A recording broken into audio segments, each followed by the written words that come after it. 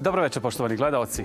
Oblaci polako odlaze ka jugoistoku, a u većem dijelu Evrope jača uticaj anticiklona, koji će idućih dana u region donijeti sunčanije i postepeno toplije vrijeme. Zbog visinskog ciklona s istoka, sutra na sjeveru i istoku popodne može pasti koja kap kiše. Sljedeće sedmice porast temperature, u mnogim mjestima oko 30 stepeni. U Republici Srpskoj i Federaciji Bosne i Hercegovine uglavnom sunčano i nešto toplije. Ujutro ponigdje magla.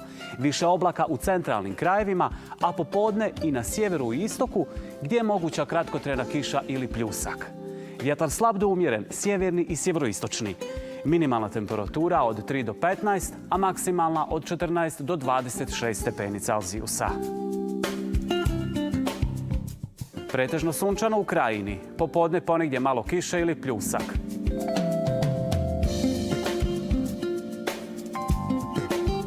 Sunčano uz popodnevno povećanje oblačnosti u Posavini i Semberiji.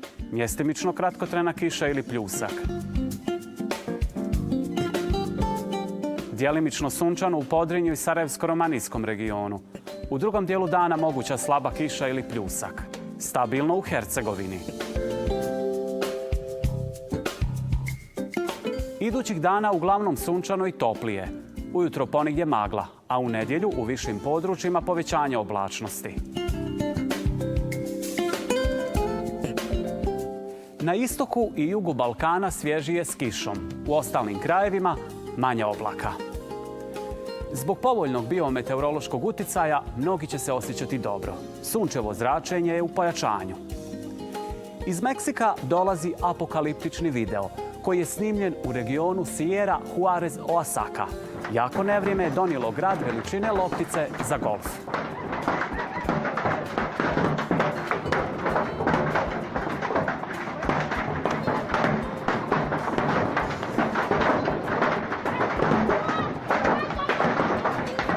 Nebo poslije kiše iznad Nevesinja je fotografisala gledateljka Nikolina Fržović. Želim vam prijatan vikend koji donosi ljepše vrijeme. Iduće sedmice oko 30 stepeni. Doviđenja.